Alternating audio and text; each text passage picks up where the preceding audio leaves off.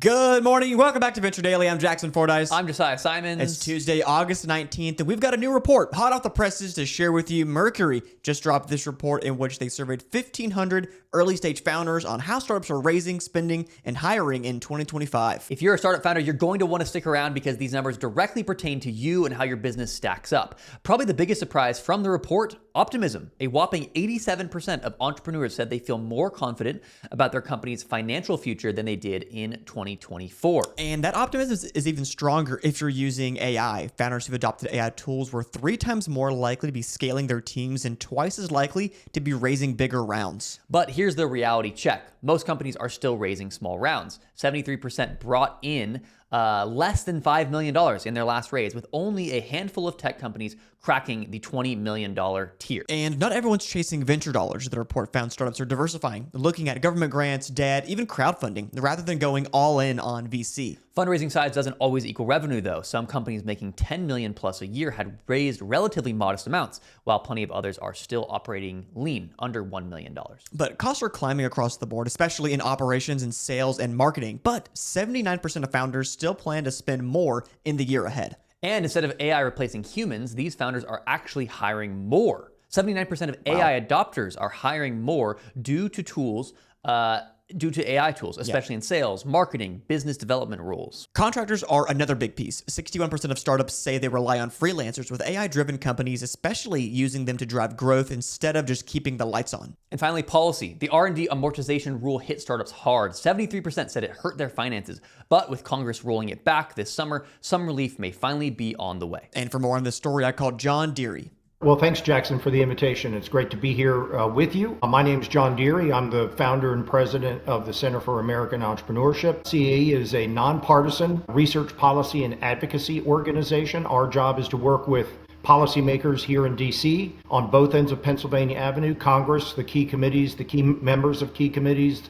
key staff, on behalf of American entrepreneurs and startups. For my first question for John, the report calls AI a third co-founder. Do you think early stage startups will actually stop hiring human employees in favor of stacking AI tools? Where does that go too far? I think it does go too far, and I think some of the results of this survey by Mercury make clear that that goes too far. And if I could just say just very quickly, part of the reason why this survey is so important is because it's taking the temperature of entrepreneurs. They are a key aspect of our economy. I mean, we all know that entrepreneurs start new businesses, but the economics behind entrepreneurship, and this has been borne out by repeated research over the years, entrepreneurs and startups are really the disproportionate source of innovation in the economy. They're not the only source. Existing businesses do innovate, but existing firms tend to innovate at the margin, incrementally, and the reason for that, of course, is that they're the establishment. They are incrementally perfecting their product, their service, how they do business, how they deliver that product or service to customers.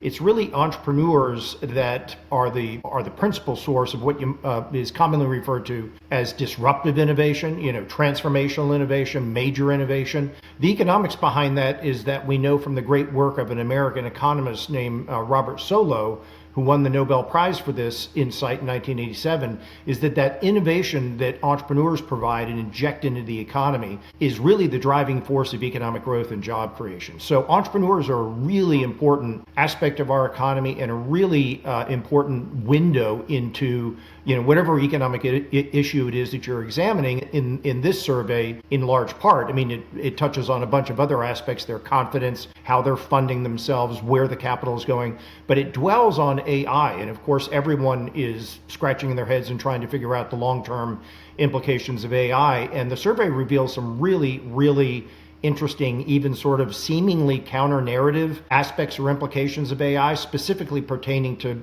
job creation. And I think the news is pretty encouraging. Yeah, definitely. Yeah, I think in the report, and I was talking to someone on their team about this, like the counterintuitive messaging he was saying is like, AI companies are hiring way more than than we think they would. The companies adopting AI are hiring more than the because we hear so many things in the news like AI is going to ruin the hiring process for people. Sure. No jobs. There'll be no new jobs because AI is taking on the jobs, right? Where this report kind of says the opposite. Yeah, it seems pretty straightforward. If you take on AI tools, that means you can relieve your need for hiring. And Exactly. yet it's been the opposite. Yeah. Is the case. Yeah, and for my next question for John, Mercury suggests that startups are using AI to delay expensive go-to-market hires. Do you think that's a smart way to conserve runway, or does that create blind spots in how founders understand their market? Yeah, I see your point. I think it differs from startup to startup, but the really interesting, there are two main takeaways here with regard to AI, which of course is this transformational technology that everyone expects is going to drive gains in productivity. Gains in productivity is really the engine of economic growth and job creation and wealth creation, et cetera. So AI is an incredibly, historically significant technology. Entrepreneurs are struggling themselves with how do we use this incredible new tool? Do we use it to delay hiring? Do we use it to augment hiring? And one of the things that came out of the survey is that entrepreneurs, a significant portion of them at least, are saying that AI is actually encouraging them to hire more. And that seems counter-narrative because, as you know, one of the fears associated with AI is that it's going to replace jobs. It's going to make certain jobs obsolete, and it's going to lead to downsizing of employees. What the respondents are telling us is that the use of AI and those gains in productivity and being able to expand and extend their relationship with their customers is leading to additional hiring that they might not have otherwise engaged in. And that finding at first surprised me the first time I glanced at the survey. But then I remembered, just quite coincidentally, CAE has been conducting roundtables with AI-focused entrepreneurs around the country. And we just did one on May 6th in Houston, Texas, where you're from.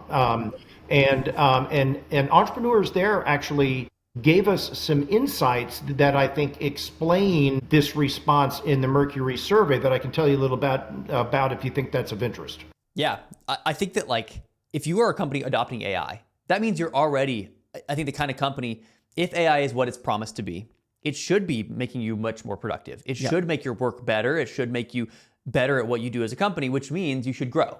And that growth will lead to hiring. So I feel like those kind of come hand in hand. I was going to say, they go hand in hand. But at the same time, I wonder when we'll kind of go over the cliff to where you've made your process so efficient as a company because you've adopted all these tools that then it will start to cause you to say, oh, we actually don't need this person. We don't need that person. Well, yeah, I think also in the report, and I think we'll get to this a little bit later, of how people are having solo teams. Here's a story. Alex Ramosi invested in this solo founder, right? Mm-hmm. And he does X amount of $1 million a year in revenue. And his whole thing was I will never hire anybody. That's my promise to you, Alex. If you invest in my company, I'll never hire anybody because all my AI tools can do the job of 5-10 other people. And I'll show you each month. And he hit some big benchmark. And Alex was telling the story of he sends me monthly updates of the company and hey, making X amount of $1 million a month, still no hires, still never have a hire. And so maybe we'll get to that point sometime in the future where teams slim down, or we'll just have a bunch of solo unicorns, which I doubt that'll actually happen because I don't know. A lot goes into building a unicorn-sized company, but for sure, maybe in the future that'll happen because these AI tools get so good. You don't need a marketing hire, you don't need an engineering hire, you don't need a CFO hire or anything like that. Sure, I don't know. And I was curious with John too. So I asked him, do we have insights into what kinds of roles these founders are hiring for when it comes to when they're saying AI is helping us in the hiring process, or we're hiring more because of AI? Do we know what kind of jobs those actually are?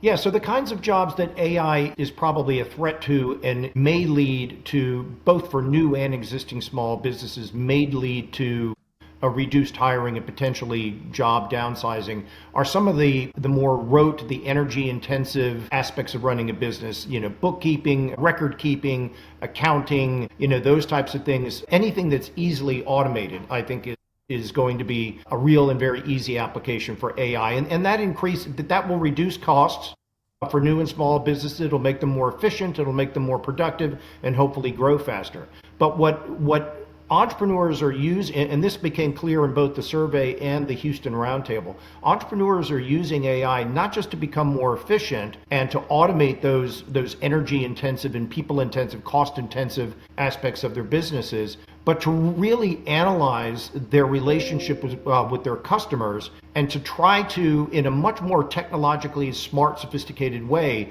identify aspects of those customer relationships to identify new problems or areas for growth or areas that the entrepreneurs themselves, the people, hadn't identified that they can help their customers. So the AI is helping them broaden or deepen or extend their relationship with their customers. You, the startup, can help your customers solve this problem and this problem and this problem, problems that the customers probably don't even know that they have, but raise issues that the entrepreneurs and their clients can talk about, like, hey, we can do this and this for you.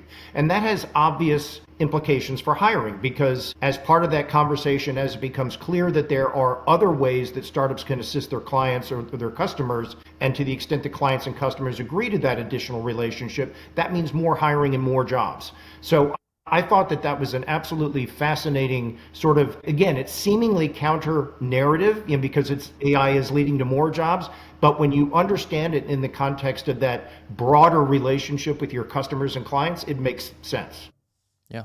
Yeah. For my last question for John, if AI allows a solo founder to operate like a 5-person team, does that change how investors evaluate early stage traction? And what signals are still valid when so much can be done without a team? Yes, well, that's a very good question. And of course, there's always a little bit of suspicion on the part of investors when you're talking about a solopreneur or a single person, company. I think it's clear that AI is going to enable, or is going to make being a solopreneur a much more tenable idea. But ultimately, at the end of the day, what investors are really concerned about is revenue, sales. Are you selling your product or service? Are you developing a client base? And to the extent that entrepreneurs or solopreneurs can increasingly show investors that they can grow their business, grow their customer base, their revenue by themselves using AI, I think investors are going to increasingly come on board and get more comfortable with those kinds of startups. And that's great news. Yeah. Yeah. Thank you to John Deary for joining the show today. All right, that's it for Venture Daily. Thank you guys so much for tuning in. If you like the show, let us know down in the comments. Subscribe to the channel. We're doing this every single weekday. Forever. Yeah, until the day we die. Thank you to Content Stack for letting us use your space here in Austin, Texas. If you like today's show, whether you're on YouTube, Spotify, Apple Podcast, or X, leave us a like, a comment, and a review. Throw us a 5-star rating if you think we've earned it. And as always, we'll see you here tomorrow morning at Venture Daily.